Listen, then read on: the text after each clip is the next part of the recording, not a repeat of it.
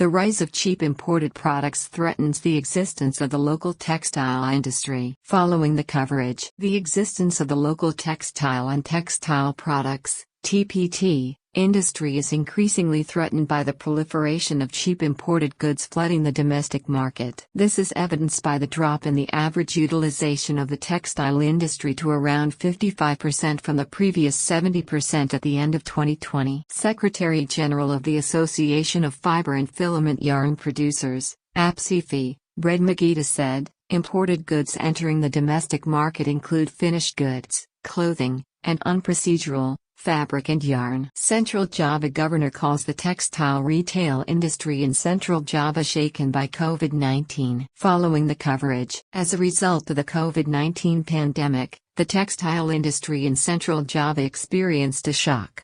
Therefore, companies must reduce their employees through termination of employment, PHK. Through his report to the Minister of Manpower Ida Fauziya, the governor of Central Java, Ganjar Pranowo said that although he was trying to contain the wave of layoffs, he admitted that it was not easy to hold companies from laying off during the pandemic. East Nusa Tenggara weaving needs regeneration of craftsmen. Following the coverage, the weaving home industry typical of West Manggarai that is developing in East Nusa Tenggara, NTT, requires youth regeneration so that they can continue the skills inherited from their ancestors. The reason is, at this time, the weaving craftsmen of NTT are quite old. The determination of the capital city of West Manggarai Regency, namely Labuan Bajo as a super priority and premium destination to grow the property, restaurant, and tourism industries, has made the younger generation switch professions to this sector. In addition to needing young weavers, craftsmen also face the challenge of competition with textile dye-woven products. SPAT issuer exports 20 containers of yarn processed by textile waste to the Middle East. Following the coverage,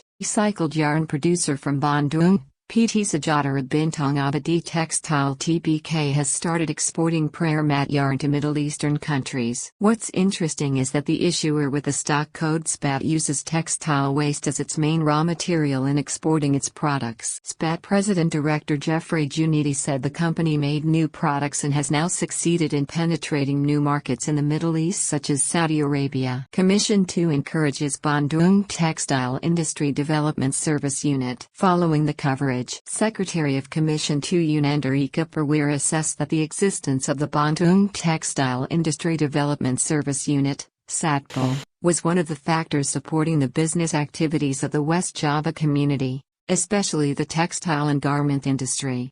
The training program contained in the service unit is a valuable asset because it can produce skilled and trained human resources.